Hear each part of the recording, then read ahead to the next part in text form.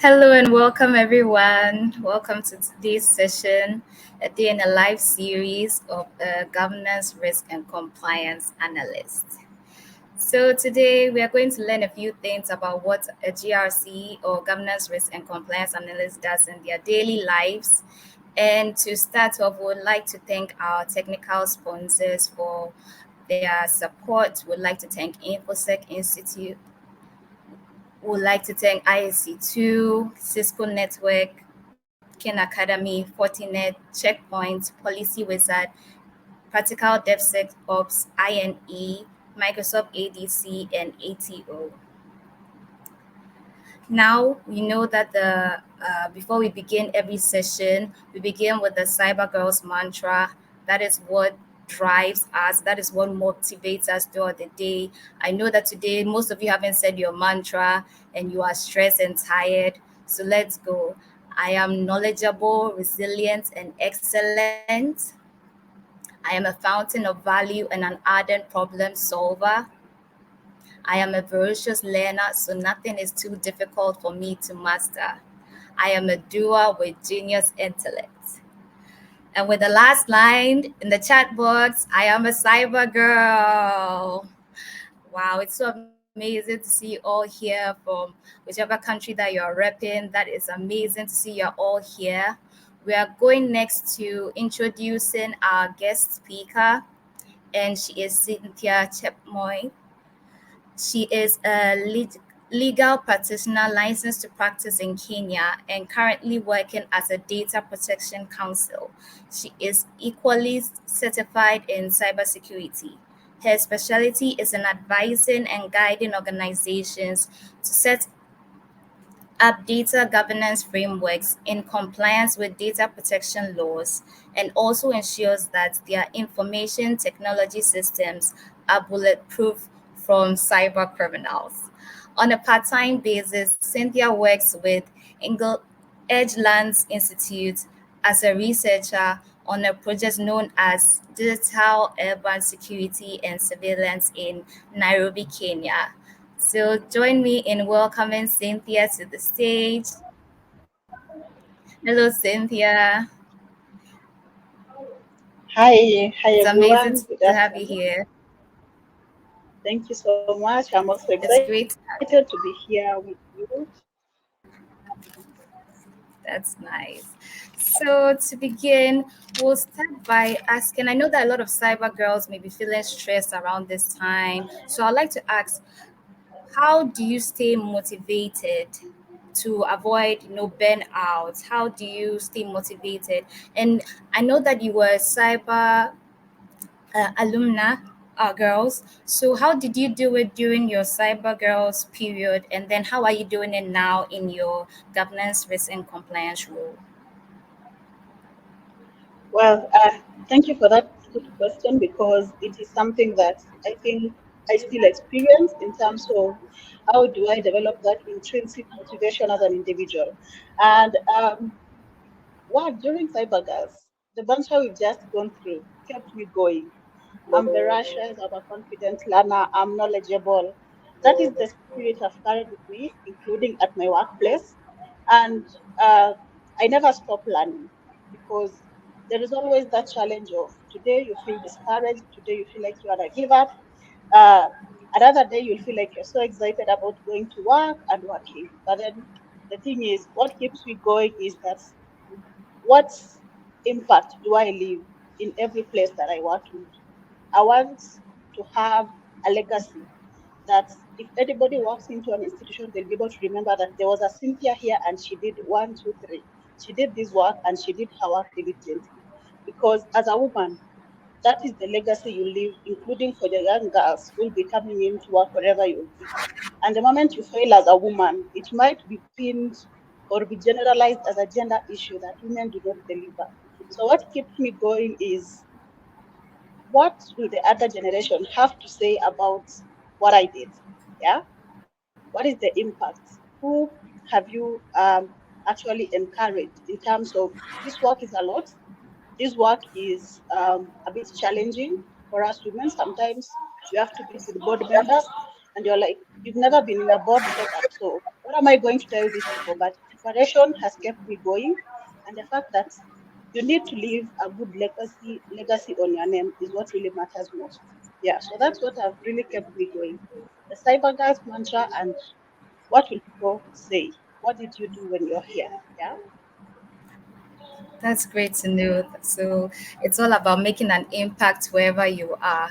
That's really great to know. So can you tell us about your professional background, like how you got into this role of cybersecurity? How did you become interested in this role, and what motivated you to join, especially this GRC path? Well, I believe I came across cyberguards at a time when I was really trying to figure out my career as a lawyer professionally. I'm an advocate, trained and licensed to practice as a lawyer, which is really great because this profession has been there since time immemorial. And you'll find that at some point I felt like the traditional practice was becoming saturated, and I started like asking myself, so what are you going to do to stand out in this career and to really take myself to greater heights without, it's not say I'm not saying that without going through the hassle, but just standing out in terms of what are your skill sets. Yeah. So during my holding over, I remember it was I was not yet admitted to the bar back then, and I was trying to figure out. I was working in a law firm. Then I just came across certain fellowships, and I think there's one I did in around July of 2022 or 2021 rather. And part of that fellowship had data protection and cybersecurity. And that's when I learned that there's a field or a career path known as cybersecurity.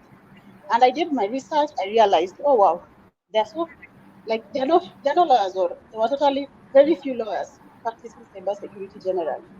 And I decided, well, I need to start looking out for professional courses or rather fellowships in cybersecurity. That's how I ended up in CyberGirl starting March 2022. And in the initial phase of the program, things were really not so tough as such, but it got difficult along the way. And we go back to the conversation we just had about burnout. At that time, I was still trying to balance my new job and cyber girls and everything. And you're like, okay, I think this is a place I want to be, and I'm not going to give up on this. So when we were asked to pick career paths back then, I had a mentor, I remember, and she was really kind. She works in Microsoft, actually. And she advised me, considering your professional background, GRC will be a good career path for you. In as much as there was pen testing, there was threat intelligence, there were SOC analysts. I don't have a technical background, but we are told that cybersecurity is not meant for, people who don't have technical backgrounds. But here we are doing it because this legal is technical in itself. GRC is technical in some way, and I'm sure I'll be able to unpack this as we go through this uh, session. Yeah.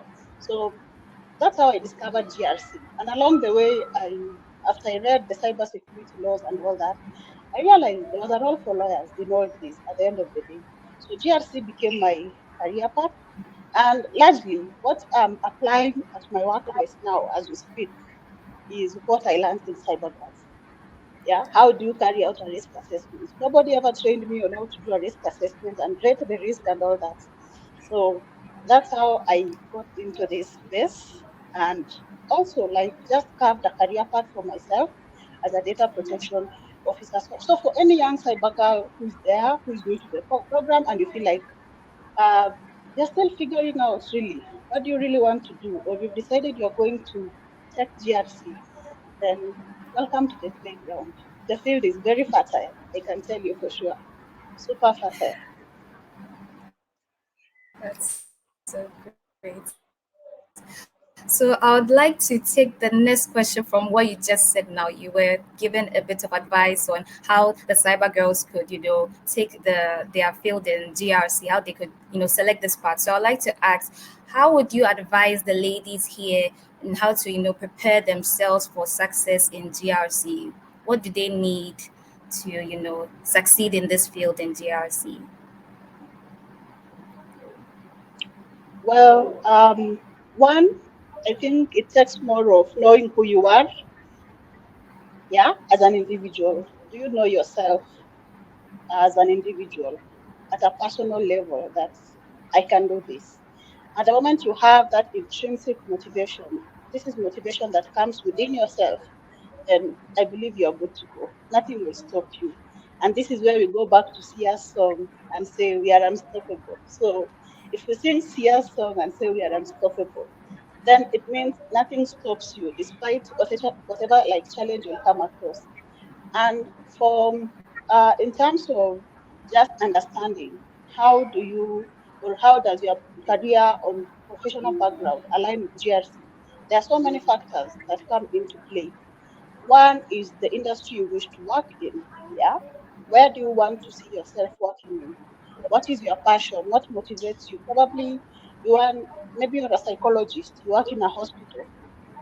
Right now, hospitals are also hiring GRC analysts because they are one of the many institutions that are being targeted by cyber criminals. So go back and map the industries. Look at the industries and your professional background. What skill is lacking in this profession? Yeah. Do your analysis in terms of what is the demand in the market. Don't just go and imagine that you take GRC and probably it can apply to farming, but it is far fetched. Yeah. So let's look at healthcare. Let's look at banking. Let's look at edtech. What is in edtech? Yeah. Right now, teachers, trainers are required for to train students in schools about cybersecurity. Can you do that? Yes, you can. Right now, institutions are actually amending their curriculums to include cybersecurity. If you want to lecture and you have maybe a degree in education, then this is a part you can also specialize and say, okay, I want to become a cybersecurity trainer. You can train in GRC. So there are so many things. If you're an outgoing person, then GRC is the place. If you're somebody who wants to solve problems in terms of reading policies and analyzing them, then GRC is the profession to be in. Yeah. I hope I answered the question. Yes, very perfect. So, from what you have said, we need to identify what we are passionate about, look at our surroundings, what we are good at, research on what is needed in order to, succeed in this field. It seems like there are lots, from what you're saying, there are a lot of aspects because you mentioned healthcare, banking. So, can you discuss with us some different, paths that a person can choose in GRC? Because it seems like you mentioned policy. So it seems that in GRC, there's several paths that a person could pick. So can you mention some paths that a person can take under GRC? Well, okay, so I like to put this under like, is it three umbrellas or rather four? Let's look at how we operate generally as countries. We have different stakeholder groups. One, we have the private sector. Two, we have the public sector. Three, we have the civil society organizations. Four, we have academia, that is researchers and teachers, lecturers. So if you map yourself across those different stakeholder groups, then there is a role for a GRC analyst to play in each and every of that sectoral group. In terms of, let's look at civil society organization. Then what role do you play as a GRC analyst in civil society? In civil society, and I'm talking from experience as well, this is a space where I've had the opportunity to contribute to policy development and drafting. This is where you can voice your ideas firmly and strongly and even advocate for what is in law to be implemented. Or already if it's law, then you look at the implementation bit. Where there is law lacking, then you come in as a policy researcher. What is happening in other jurisdictions? Then what can we borrow? Yeah, that is in academia. Research, draft policies, policy briefs, come up with policy briefs. And that's how, if you look at institutions like Internet Governance Forum, Internet Corporation for Assigned Names and Numbers, that is what happens in most of those multinational organizations. It's about policy discussions. So you can come up or decide to be a policy GRC analyst from a policy perspective. Then there are those of us who are in the private sector who are doing the donkey work. Yeah, 8 to 5. You have to implement policies, run up and down chasing people each and every day. We need to be compliant with this because if the law says this, then we cannot bend the law. We have to be compliant with the law. Yeah, the same applies to institutions like banking, hospitals. From time to time, audits are carried out to just assess whether uh, institutions are compliant, and mostly it's private institutions. Governments are rarely audited, yeah, because private is where the money is. Well, in terms of the public sector, you can work for the government, yeah, as government auditors, or there are so many roles in the government institutions, yeah, and these are the roles that people are employed to just make sure that compliance policies are in place, and they also carry out trainings. I can give an example. In Kenya, we have the Office of the Data Protection Commissioner. There are people who've been hired as policy analysts there as well. We also have the national NC4. I think it's called the National Computer something something center, where it actually deals with more of cyber security and investigation, digital forensics, and all that. So it means each and every entity, or actually the umbrella body of dealing, which deals with issues of IT mostly, is the Ministry of ICT. So you can find yourself working in the Ministry of ICT as a GRC analyst, yeah. So considering all those multi-stakeholder groups, then you can clearly see that there's a place you fall under, or either way, left, right, center, you fall under either of those, and you can work even in two or three, yeah. That's amazing to know that you could fall in any part. So this is a multi business. It's so huge. So can you take us through your a typical day in your life? Like, what do you do in governance, risk, and compliance? Since you said it's a very broad area, I want to know some of the things that you do in your day to day at work. Oh my, it's a lot. Uh, I can Let's share with confess us. that, yeah, I will, I will. So let's look at GRC from a three-pillar perspective. And it just comes from the word GRC. One, we have governance, two, we have risk, and three, we have compliance. So in terms of governance, if I'm to just present to you my day-to-day activities at work, then I'm the person in charge of making sure that there are frameworks in place to govern the work I'm doing. As a data protection officer, then I'm the one who will establish a data protection policy. Yeah, that is in terms of just governance. What is going to govern my work? What actually spells out compliance steps or requirements as per the law? Then there must be a governance framework. And this is what most of us call, if there are people who had experience with data protection here, this is what we call maybe a data governance framework, right? With those frameworks, then comes standard operating procedures, which includes policies, guidelines, and standards. So still, you are, as a GRC analyst, you are the custodian of those policies, procedures, standards, and guidelines. And I'm sure as you go through the GRC path, this is just what you are going to learn. Yeah, clearly. You need to understand international frameworks. How do they relate with the local frameworks that exist? So you need to be on the lookout whether ISO 27000 and something has a new framework that has been released to amend some parts of the existing framework. Secondly, as a in terms of governance as well, you report to the board on compliance. And these are quarterly board reports that you need to prepare as a GRC analyst. Thirdly, there's the aspect of chairing committees because sometimes you'll find that if you work under the IT department, you'll find there are different committees. We have the Information Security Committee, we have, let's say, the technical committee for the systems and everything and applications. And myself, I work under risk and compliance, and this is where you find we have like board risk committee. So as the lead DPO, I chair such committees. So this forms part of it might not happen on a daily, but at the end of the month, you need to report to your committee that this month this is what has happened, and these are the updates. This is where we are going. These are the action points going forward. Let's look at the second pillar, which is risk. So, how does risk look like on a day to day for the GRC analyst? I tell you that risk comes in from a business perspective. I know most businesses are risk averse, and what we try to do on a daily basis is to make sure that we protect the business from any risk. It could be operational risk, it could be financial risk, it could be reputational risk. I think I'll talk about reputational risk, operational risks. It could be issues to do with um, health and safety risks. So, as a GRC analyst, then there's an aspect of cybersecurity risk. So, if you're, let's say, for example, I like using examples to teach.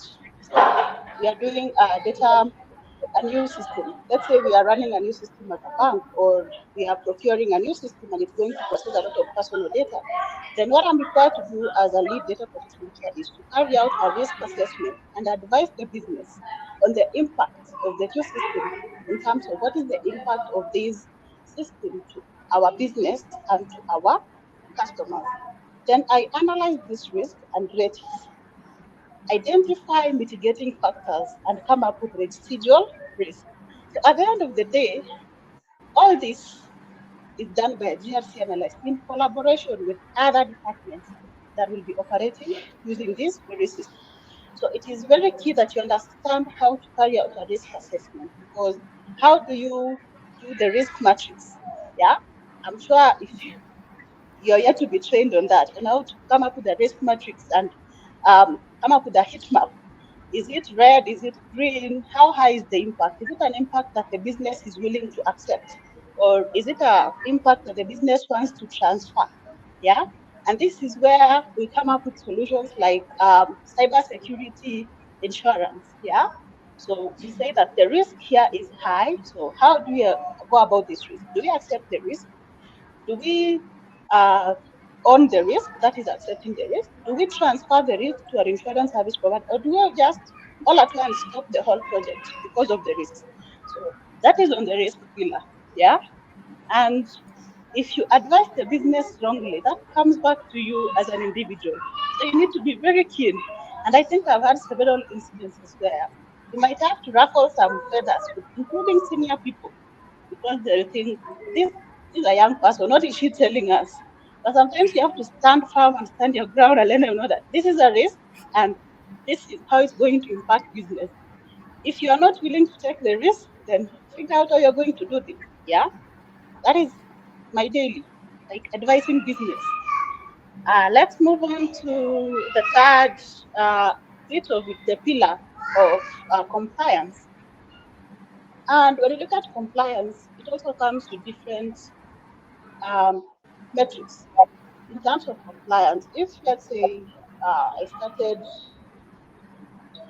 working on a governance framework in early 2023, I need to keep reporting to the board on compliance. What is our compliance level? If you're using the ISO framework has like 5 levels of compliance: level one, level two, level three. How do you actually make sure that as you report, how do you calculate, or what are the metrics or parameters that you use to come up with this compliance level in terms of compliance? So it is upon you as a GRC analyst to identify the key metrics that you will use to analyze or rate the level of compliance that the business has reached so far. And remember, compliance is not a policy thing. Compliance is a legal or a regulatory requirement. So there's no in between, there's no hot and cold. Compliance has to be compliance is compliance. It has to happen. Yeah. It is law and there's a regulator. So where there's a regulator, you cannot um, have an in between. It is either yes or no. So if the compliance, the regulator says you need to comply with one, two, three, if it is registering, if it is having a policy, then that must happen. If it is reporting a data breach, you have to report a data breach within the specified timeline. Nobody should tell you that, you know, this is how we handle these. And you're like, no, the law says that I need to report within this time. If it's a data subject request, how do you handle a request? There are timelines. Others are 7 days, others are 14 days. You must be compliant with statutory timelines. That is what I can say about the whole of the GRC aspect. So on a day to day, that is how my day looks like. I hope you're liking it.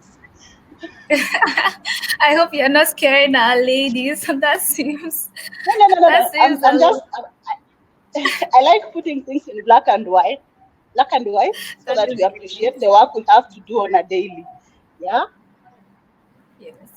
So this shows that there's a whole lot involved in GRC, and you have to be someone who is willing and competent in your field. And so this brings me to how do you ensure, because you said compliance, so how do you ensure that, with your organization, that your team members, they follow the latest regulations and compliance requirements? One, I can say that considering all those compliance requirements, there are always legal developments and changes that come from time to time or that the regulator puts in place. So, how do you keep up with these legal trends? One is you always need to be updated on what's happening. So, it means you need to be a reader. You need to read. That is number one. We cannot ignore that. We cannot underscore its importance. Reading is very significant. Two, you need to belong to a professional network or group because this is the place where we get these updates. Yeah. So, how many professional groups do you belong to? If you're a GRC analyst in the healthcare industry, do you belong to a certain group of GRC analysts in the healthcare industry? Myself, I work in banking, so I belong to specific group of data protection officers in the banking industry. And there's another group of Kenya Bankers Association, and this is where most of this, like including engaging the regulator, happens. So where any change comes up, you need to, because at the end of the day, these changes also inform the business of the intending or potential risks if there's any failure for or where there's non-compliance. So that being said, I think I've mentioned 3 points. One, be a reader, read reports. And there are these institutions that normally publish reports, cybersecurity report, annual report 2024, and others do them quarterly. Take time and read those reports because it will lead you to, or it will actually guide you on what needs to be done, what is affecting your industry. Imagine you're going to a board meeting and if you're asked what is happening in the industry or what are our peers doing, imagine if you don't have answers to such questions, you will look so dumb. So it's important to be updated on industry trends, to belong to a professional network or group. Three, attend conferences, attend events. This is where you also meet industry experts. And for sometimes also trainings are important, like webinars. Yeah. You'll find there's an organization that has organized a free webinar and they're just talking about the recent developments in law. So what do you have to lose if you sign up and attend for like an hour? You have nothing to lose. Actually, you have more to gain because this is a free resource. So take advantage of free resources as well. Yeah. Okay. So we should read a lot, we should network, and then we should attend all these conferences to, stay on top and informed on the latest trends, especially in GRC, since it's, has a lot of fields, etc. So I'd like to know, have you had a situation where you've had to, navigate like a complex regulatory issue, maybe people weren't following policy or something, and how did you manage to resolve that challenge? Yeah, I actually have not even one, several. Oh. And especially if you're working, especially if you're working in a field that is uh, new, like still new in the space or in the industry, and you're trying to navigate the different nuances that come with new laws and regulations. Sometimes you're required to explain things to, including senior management, like like those people, as though you are explaining it to a 3-year-old. So it is upon you as an expert to break it down in simple terms and avoid technical words. So bridging that gap of very senior people above 50 years, they are twice sometimes your age, and you need to make them understand. That is the biggest challenge of experience. And I think there's a time I was in a certain board meeting, and one of the directors clearly said, "You're bothering us with these Western things. What is data protection? What is cybersecurity? We've been doing business as usual, as you see us, and nothing has ever affected us." But until you make them see the implications of non-compliance, like a cyber attack, what are we likely to lose as a business? What is the financial damage or risk? It is the biggest challenge. Training senior management to understand GRC, breaking down technical terms like ABCD, like a penetration testing assessment or reports, and explaining these are the risks presented in these pen test reports. We need to fill these gaps as soon as yesterday. And they'll tell you, we don't have the budgets.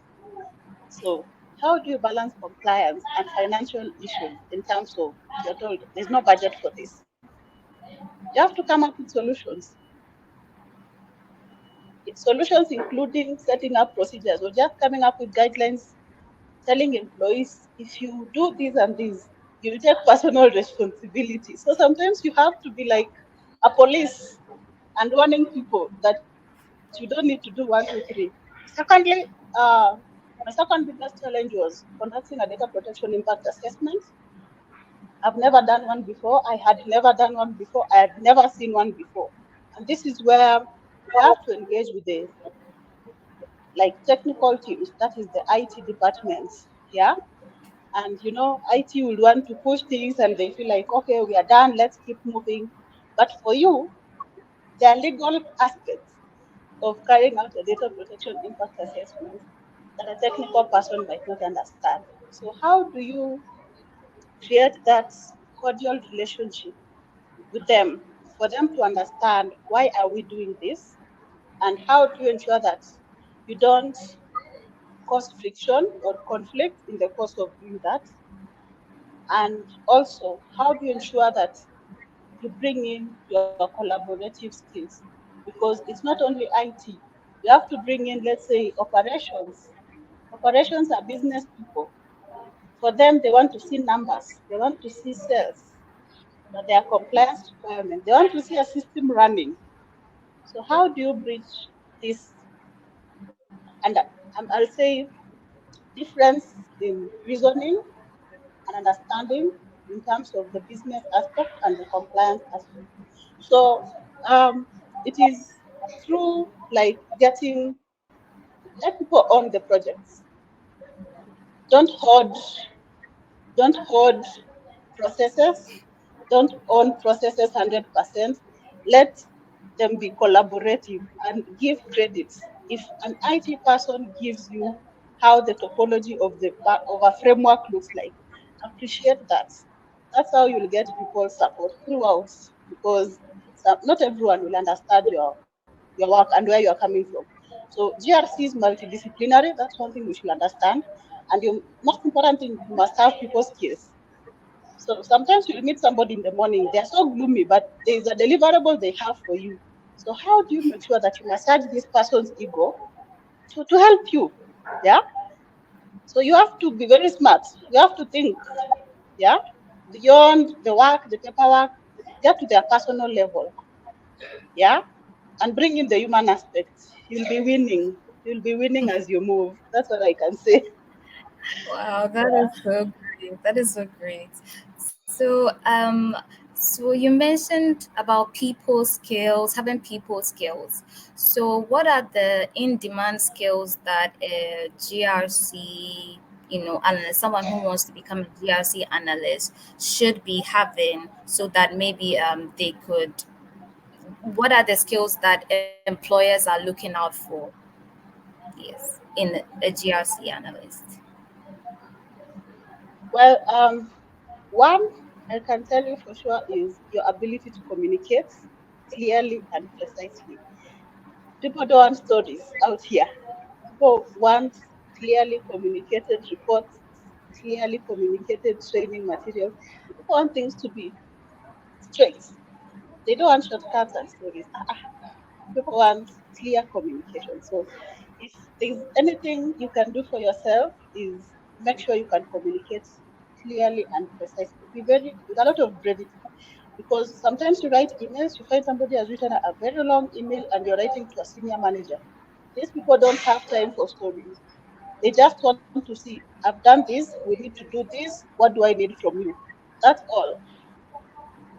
So communication skills tops the list. Secondly, I'd say the people skills. How do you relate with people? Just what I've talked about previously. Yeah. Are you somebody who will go somewhere and call yourself and keep quiet? Please, I'll advise you don't do that. Let people know your stand. Speak and speak professionally and firmly. Be very assertive. Yeah. Be very assertive. So it's about your personality. Let people know that if Cynthia says no, it's a no. And if they're saying they're working on it, they need to give you time because sometimes people can rush you and you'll make a mistake and it will get back to you. So you have to be a very good analytical thinker and at the same time a critical thinker. Sometimes, corporate is very funny because you wouldn't know people's intentions until you start working in corporate. That's what I can tell you for sure. You wouldn't know who wants to mess you up and who is for you. Yeah. So you need to read people and know who these people are. You need to have those people skills. Yeah. And thirdly, carry your skills with you in terms of don't look like never say you don't know anything. You can always if anybody asks you anything, you can tell them, give me some time, I'll think about it, then I'll get back to you. But never say you don't know. The moment you say you don't know, one, you've taken yourself a step down. So you cannot be anyone's go-to person if they need to know anything. So always never say you don't know. That's why we have Google. Professor Google is very important. You can also look for information there. So those are the skills. And I think that I'm about to forget is report writing skills. You need to know how to write precise reports as well. And that still goes into communication. Yeah. So how do you write your reports? How do you draft your policies? And how do you present them? Lastly, present yourself professionally. Always. Don't be too friendly. Understand where your professional boundaries end. If you want to be friendly, please go home and be friendly with your siblings and your children and your spouses. That's what I can advise. Because for a woman, if you become too friendly, normally it is misinterpreted by the other gender. So, and this is where the aspect of assertiveness comes in. And this is where the aspect of professionalism comes in. Be very professional, including with how you communicate with your colleagues, whether senior or old. That's it. Amazing. Thank you so much for all those nuggets, all those bits of information that are not even so technical or related to GRC, but how we should just carry ourselves out there as women. And that is so helpful. So thank you very much. I remember earlier on in our discussion, you mentioned that GRC has other, it intersects with other areas, as you mentioned, with the people skills. So you have to know how to relate with people. So how does GRC intersect with other cybersecurity disciplines? How does it intersect with, say, SOC or pen testing? How does it relate with the other cybersecurity disciplines? Um, as a GRC analyst, I think um, when it comes to intersectionality of GRC and cybersecurity and other IT technical parts, what I can say is technical people are your greatest resource as a GRC analyst. You need a pen tester because I remember in one of my reports last year, we needed to carry out a vulnerability assessment and penetration testing. I'm a GRC analyst. I don't have the resource and I don't have the capacity. I just need a report. So who will generate the reports? It is a pen tester. You want to assess whether your SOC center is compliant. Who do I need? I need a SOC analyst. I want to ascertain whether the technical measures that I'm being told are in place are functional. How do I ascertain this? I need a pen tester because it's only through pen testing that we can tell whether we have safeguards or not. Yeah. And the reports will show clearly if somebody can actually use other details or login credentials to get into a system and change credentials. You can only read this from a pen test report. So by the time you're going to present your report as a GRC analyst in terms of a pen test was done, these are the gaps. What are the risks? Probably our website isn't secure enough. What can happen to our customers if the website isn't secure? These are the consequences, potential cyber attacks. What does that mean to us in banking? Probably we have our customers who communicate to us through the website. Our customers are likely to suffer financial risk or identity theft. Be very categorical in how you explain basic, like gap impact consequence. Let it come out very clearly so that you don't have a challenge. So this is where you need these technical people because at the end of the day, there's no day I'll go to our system and say I'm carrying out a pen test. It requires tools and sometimes it requires you to outsource a service provider when you don't have this. So that is how it intersects. At the end of the day, it is a wheel, yeah, that needs to move in a circular manner for it to be complete. So GRC is not carved in like a C, a letter C. It's like an O for it to be complete. You need other technical people in the space. I will need legal at some point. Probably we need to look at the legal risks. I'm a lawyer myself. So how do you interpret or read and understand the cybersecurity or what you call here in Kenya we have the Computer Misuse and Cyber Crimes Act.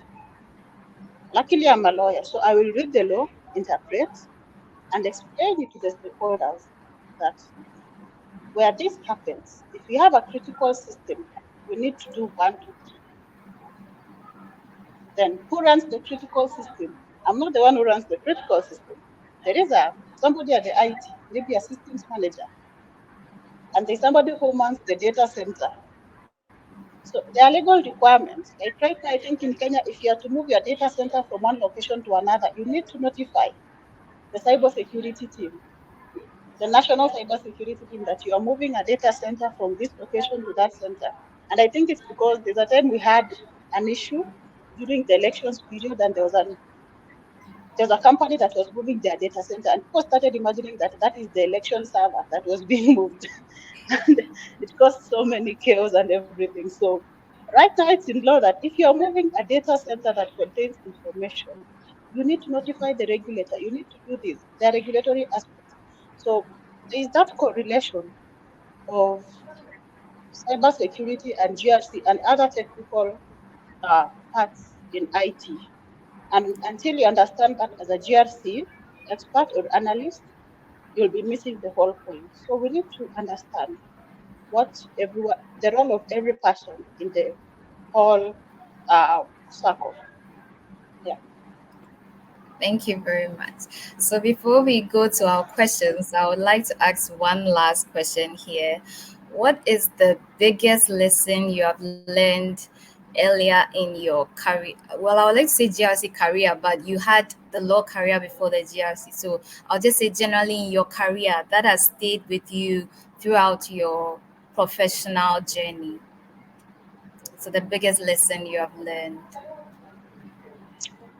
Well, that's looks like a trick question because so far with my almost 30 years, I'm not yet 30. I can say the biggest lesson I've learned is always prioritize yourself. and your career as a woman, despite having all those other challenges that each and every one of us have, but we cannot tell from our faces. I can tell you for sure, prioritize yourself. That is your mental health and your career. Your career will never leave you any day. So if it comes to career, is always upskill. Always have something that you are doing every quarter. And there's a time I was talking to a friend of mine and she was asking me, how do you manage running a family, going to your 8 to 5 job, and taking courses or fellowships? I told them it's because I have a roadmap. I have a plan. When the year begins, I know in quarter one of 2024, I must, I must do this course. In quarter two of 2024, I have this deliverable. Not for any other person, for myself. Yeah, because sometimes getting that opportunity to learn, it doesn't always come. There'll be a time as a woman you want to have a family, you want to have children, you want to have so many things and also keep up with the social life. But that's not all about life. Remember, there is you and your career as well. So prioritize that aspect of learning, and learning will take you to places nothing else will take you. Just learning. So if you want to cross borders, if you want to take flights to wherever, keep learning. If it means taking your masters, do it. If it, no, it means doing a certification, like prioritize that. And the earlier you learn and get the certifications, they're all looking for money, right? You will earn better. That's what I can say. Because life gets better with, you know, how much you earn, right? And I don't want to lie to you. They're all, at the end of the day, everyone wakes up to look for money.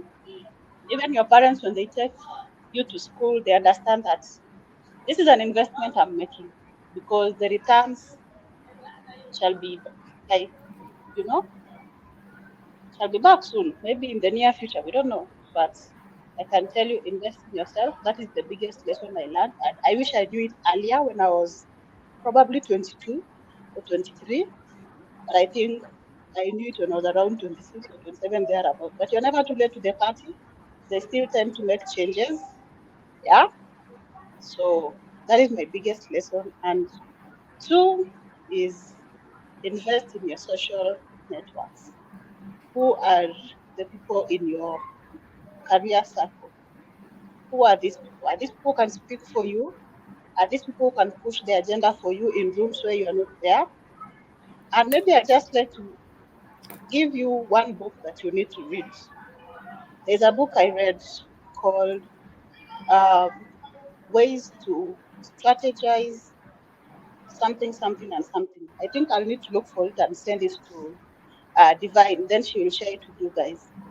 How to step up and everything in a career. But it's by this, one of the um, Wall Street, uh, one of the biggest names in Wall Street. She's a lady called Kalra Harris.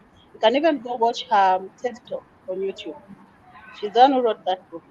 So, in as much as you think your papers will speak for you, no, you need people. You need people within your network who can push the agenda for you in rooms where you're not there. So, when you go to events, make sure you network with people. I think there's a time I was hired because somebody attended a webinar that I was doing. And when I went to the interview room, she was like, "Oh, that's Cynthia. She was working at this other place." And that's how I got the job. So brand yourself as well. So what is your brand? Because your brand speaks for you. If people hear the name Christabel, then who is Christabel? Where did I meet Christabel? What is she known for? Let people know you for something. Yeah. So brand yourself accordingly, professionally, and yeah, the returns and everything will follow. You wouldn't have to labor so much for them. They will be coming, like they'll just be flowing in. Well, so that's it for me. Thank you so Yeah. much. That's been great. So prioritize, network, and then brand yourself properly. So we'll move right into the questions. One. Well, it says, do you need to have a background in law to become a GRC analyst?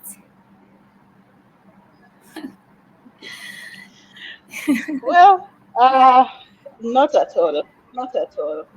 Not at all. You'll find that people who have specialized in cybersecurity become GRC analysts. People who have done computer science become GRC analysts. You'll find, including psychologists and doctors. It depends with what drives you. Why are you having this path? Because each and every, right now, even for, I think, including people who've done uh, finance, um MBAs, business courses, human resource. It depends on the angle with which you present this at the end of the day. How do you present a GRC analyst from a HR perspective? Yeah. So you don't really have to be a lawyer, but people change careers. And if you want to transition to a different career, then this is the time. As early as now, you can have a different background, but start specializing in a different field. And I believe there are people, former cyber girls, who are not lawyers, who are GRC analysts. Yeah.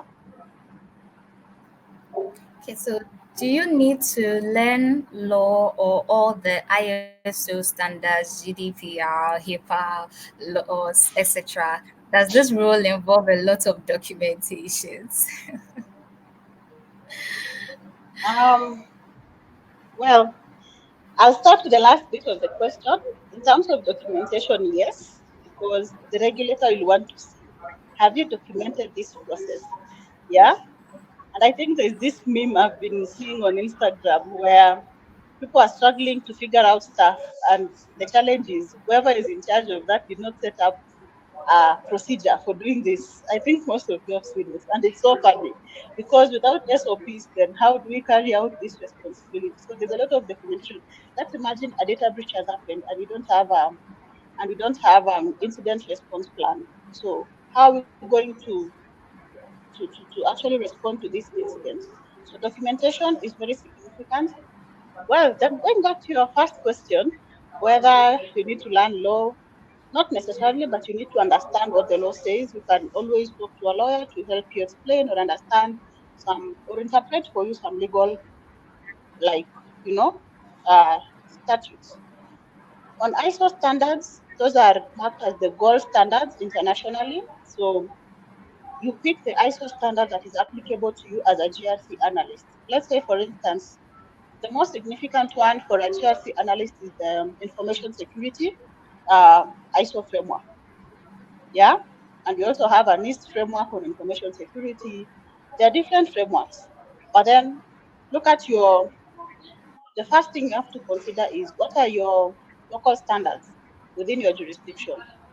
You might not have to do GDPR if you're not practicing in a GDPR country.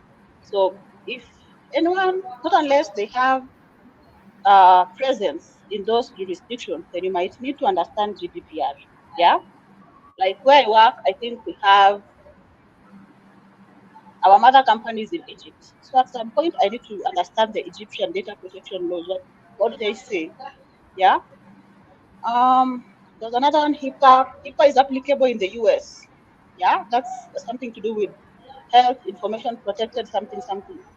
So that applies in that jurisdiction. So not unless you are working in that jurisdiction, then please just learn to sieve information and just look at what is really significant for me to deliver on this role. But focus on the local frameworks before you go to international frameworks and understand the local laws or regional laws. And I think in Africa, um, a framework that is closely related to the GDPR or closely looks like the GDPR is the Malabo Convention. That is the African Union Convention on cyber security and the protection of personal data. Yeah. So I believe I've answered your question. Next is, do you represent some clients in court based on GRC policies that were violated? That's I think I've had this conversation over lunch hour with my colleague, and we were just discussing some case where you find that there's a fraud that has been committed by a staff. remember we have internal policies that guides staff on how to handle systems, how do you handle your login credentials. Let's say if you're the staff who is responsible for maybe check truncation, maybe approving transactions. So if you violate those policies, definitely we might find ourselves in court at some point. You might be taken under a disciplinary procedure internally. You might be dismissed from your job, yeah, or you might, if it's a fraud that really impacted a customer, you might be the implicated person. So, as a GRC analyst who comes up with the policies, there's a point I'll have to do my report in terms of what do our policies say about staff violating the policies. So, it might not be more frequent, like we are going to court, not unless in a situation where whoever was terminated or dismissed comes back to sue the institution, or our customers have complained or somebody has filed a suit against maybe an institution, and that's where litigation begins. Like now you have to come and present your, you have to come and present your case in point. Which parts of your policies did they violate? Yeah, what do the policy say? Do they understand the policy? Did they have the document? So it's more of procedure, and if you follow the procedure in the termination process, that where any fraud is involved, investigations must be carried out. And during investigation, there's the aspect of presenting documents, like it's called, you have electronic evidence and documentary evidence. So probably that's where the policies will come in. Yeah, I'm sure this is a That's great. litigant. Yes, that's a lot. So, what certifications do we need in GRC? Well, I think I'm exploring one that is the ICS2 GRC certification, and that's what I'm exploring right now. I don't know if there are others, but as per what I know in privacy, we normally have other certifications like international organizations that provide certification. Probably I'll advise that we check ISACA, whether ISACA have certification for GRC. You know, GRC is fairly a new field, and it's yet to be recognized actually in the global south. So you'll find that there are not so many certification or entities that provide the certification. So if you check ICS2, glad to see there our technical sponsors will find a GRC certification course there. And it requires 2 years of professional experience for you to get the certification. Check IAPP. IAPP don't have. IAPP is majorly privacy policy, privacy related um, kind of certifications. But the closest IAPP course that I've seen, that I've come across is uh, it's called CIPT, Certified Information Privacy Technologist, because it brings a technical perspective to privacy. Yeah. So there are those that they are pronounced, clearly pronounced as GRC certifications, but there are those that are kind of camouflaged in a way that if you go through it clearly, you'll see that there's some bit of GRC. But then there are other compliance courses that do not come out as GRC, but they're just courses for cybersecurity compliance and all that. Yeah. Well, so those are Thank you. the few that I know for now. Thank you so much, Cynthia. We had a very great discussion. I believe that the ladies can find you on social media. It's Sure. your LinkedIn? Yes. So they can just come there and probably ask you any questions that they may be having and connect with you. As you said, networking is essential. So thank you so much for joining us today, Cynthia. Ladies, I'm sure you had a very great session and you have learned so much. I've also learned so much. Join us in the next session as we go on to learn more about what happens in the day in a live series. So thank you so much for having us here.